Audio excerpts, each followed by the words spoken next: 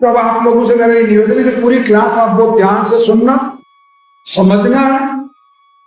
और मैं बहुत ईमानदारी के साथ कह रहा हूं, आप चाहे जो पैथी इस्तेमाल करना, मुझे कोई एतराज नहीं है। आप एलोपैथी से इलाज करवाओ, होम्योपैथी से करवाओ, झाड़ फूंक करवा लो, कुछ भी कर लो, परंतु ये जो नवग्रह आश्रम से जो आपको इंस्ट्रक्शंस दिए जा रहे हैं, जो निर्देश हैं, जो औषधि हैं, जो जानकारी है, उसको मत छोड़ना अगर कैंसर को हराना है तो। हम आप पे कोई पाबंदी नहीं लगा रहे, हम आपको नहीं कह रहे कि हर महीने आप जांच करवा के लाओ। हम तो कह रहे हैं 6 महीने बाद में एक बार पेट स्कैन करवा लो, हर 6 महीने बाद अपना सीटी स्कैन करवा लो, या MRI, और कहीं से भी करवा लो। हम ये कभी नहीं कहेंगे आपको कि फला लैब पे जाके करवा, कोई तकलीफ, अच्छी बात है। बाकी जनरली डॉक्टर कहता है वहां से जाके करवा दो। दूसरा, आपको चाहे कीमो करवाओ, चाहे रेडिएशन करवाओ, चाहे सर्जरी करवाओ, जो कुछ भी पैथी, जो कुछ भी तरीका इस्तेमाल करोगे, उसके साइड इफेक्ट होंगे ही होंगे। ऐसा एक भी पेशेंट मैंने अब तक नहीं देखा इन 25-14 साल में कि जिसका 10-15 कीमो हो गया हो और उसकी हालत बिल्कुल यूनिवर्सिटी पंजर की तरह नहीं है। होती है स्वाभाविक। हर 6 महीने बाद कैंसर वापस रिपीट होकर आता है अगर आप कीमो करवाते हैं। आप रेडिएशन करवाते हैं तो हर 9 महीने बाद कैंसर वापस रिपीट होता है, टाइमिंग नोट करके। और सर्जरी करवाते हैं तो आजकल तो 5 महीने 6 महीने या ज्यादा 1 साल में वापस राइट से लेफ्ट और लेफ्ट से राइट आता है। होम्योपैथी का भी यही खेल है। पर आयुर्वेद एकमात्र ऐसी चिकित्सा पद्धति है कि जिससे आपको कभी भी रिकरेंस नहीं होगा। इस बात की मैं जिम्मेदारी हूं। मतलब जितना कैंसर ठीक हो गया उतना फायदा। आपने गलती की, वो फिर अपना खेल करेगा। आप गलती नहीं करोगे, उसको धीरे धीरे धीरे धीरे कम करते जाओगे, वो खत्म हो जाएगा। एक जैसे एक छोटा सा वो तरीका बताता हूं मैं आपको। जैसे इस दीदी को अपन कहेंगे, दीदी ये बहुत बड़ा पहाड़ है, तुम इस पहाड़ को खत्म कर दो, तो आप एकदम कर सकते हैं? नहीं कर सकते। तो रोजाना उसमें से एक पत्थर निकालना शुरू करो।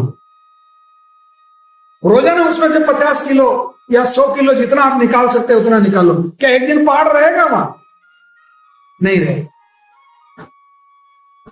अब उस पहाड़ को आप तेजाब से खत्म करोगे। आपको जो कीमो दिया जा रहा है क्या है? केमिकल है। मैं तो साफ शब्दों में कह रहा हूं, अगर आपका वजन 60 किलो है और आपकी उम्र 60 साल से कम है तो आप लीजिए ना कीमो। कौन मना कर रहा है?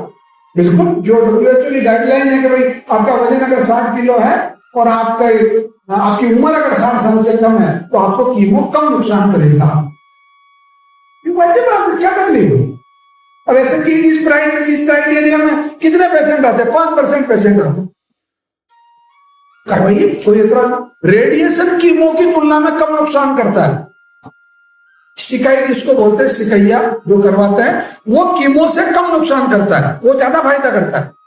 अगर मान लो आपके थायराइड की कोई ग्रांट है या गाले की है या कहीं पे भी है, अगर रेडिएशन या ब्रेन ट्यूमर है, करवाइए ना, कोई तकलीफ नहीं।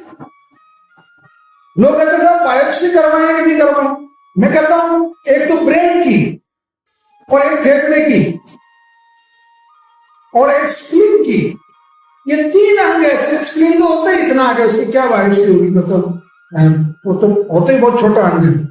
इन 3 की बायोप्सी नहीं करवानी है। मतलब जो ट्रीटमेंट है वो अपना, मतलब जो सीटी स्कैन में या पेट स्कैन में जो कैंसर आ गया, जो चमकता हुआ निशान आ गया, उसके हिसाब से अपना इलाज शुरू कर लो। बाकी अगर ब्रेन की और फेफड़े की बायोप्सी करवा ली तो वो कैंसर बिल्कुल स्प्रेड होगा ही होगा। हालांकि अभी एक नई रिसर्च और भी आई है कि आपका ये जो माउथ कैंसर जो होता है, माउथ कैंसर में खासतौर से जो जीभ का और यहाँ नीचे जो गांठें, 2 तरह के, तो जीभ और ये जो गांठें बनती है, उसकी भी बायोप्सी जिसने भी ली तो उसके बाद में उसमें अब मुद्दा आता है सर्जरी का। अगर जिंदगी बचानी है तो सर्जरी जरूरी है मेरे भाई।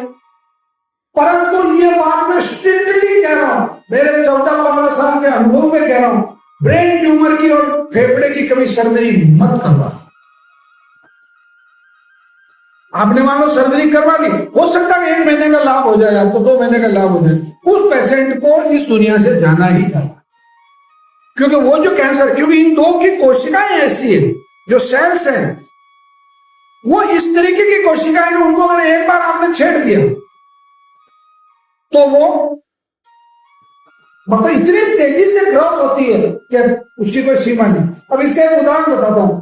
आपने नाम सुना होगा मधुमक्खी, मधु उसका नाम मक्खी है ना, ठीक। एक उसमें बड़ी वाली होती है और जो भंवर माल बोलते हैं, बड़ी बड़ी वाली मधुमक्खी, गोल्डन हनी बिन, एक उससे छोटी वाला, और एक मक्खी होती मक्खी।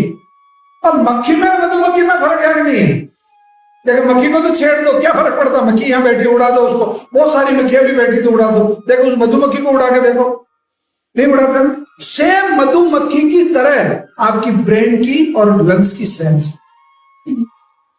उनको आप जो ही छेड़ोगे और वो स्प्रेड होनी शुरू। तो कोशिश करें उससे बचे। हो गया ना तो हो गया जिसके लिए कभी दिमाग में ये मत लाना और यार मैंने तो ऑपरेशन हो गया, मैं क्या करूंगा, हो गया ठीक, बात खत्म है, गलती थी या किस्मत खराब था, हो गया। परंतु ये ट्रीटमेंट अगर कंटिन्यू करोगे तो आपको नुकसान नहीं, ठीक है।